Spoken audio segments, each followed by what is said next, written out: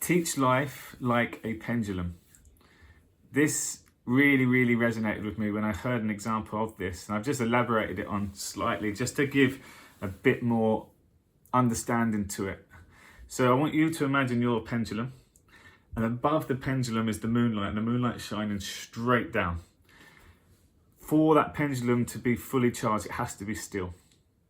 So that's the first bit. Now I want you to take you to a lake, exactly the same thing. So you get the moonlight is shining on the lake. It's a beautiful lake, it's nice evening, and there's loads of boats going over and the waves are going. So the moonlight's true reflection is getting distorted with all the stuff that's going on in the lake.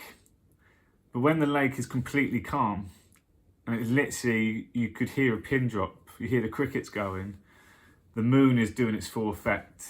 And for that to happen, it has to be still. So this was a good analogy for meditation. The beauty happens and you get fully charged when you are still. But let's take then that concept now back to the pendulum.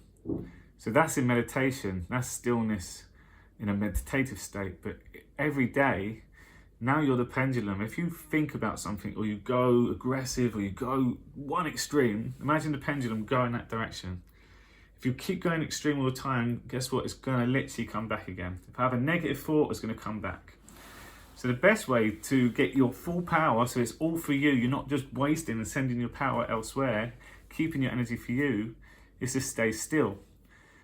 But in this scenario, stay still should be just accepting what happens in your life. We should stay away from the drama. We should just focus on what we do want. Imagine this movie that's just playing out in front of you the whole time. You're literally just observing it always. Cool, they're angry. Well, they're really happy. That looks quite interesting. That looks dangerous. It's a good movie, this is. If you can treat your life like that and not get caught into these little silly debates and stuff that we don't need to, and then look at it from an energy perspective, every time you go into these debates, you're literally giving your energy away. And not only that, you have an argument with someone and you then keep this negative energy in there every time that person then comes up, oh, no, I'm not talking to them, they're so rude, and but this is energy you're just keeping on and you're wasting. So think of it in there, the pendulum's literally going like this because you're constantly thinking of one thing, then going the other, then work, then family. If we can be still, which really helps when you go into the meditation first, so when you come into this world, you can deal with all the stresses a lot easier. And I really feel the benefits now of literally not getting caught into the drama, just staying present and being aware of it.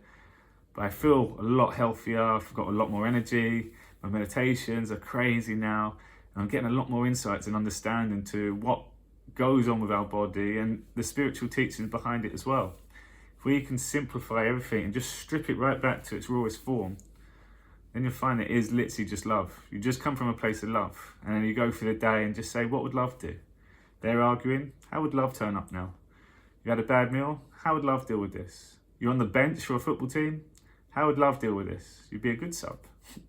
So it's just a good analogy just to look at your life as a pendulum and just think, if you go and caught into drama, it's going to come back again. Be still, save your energy.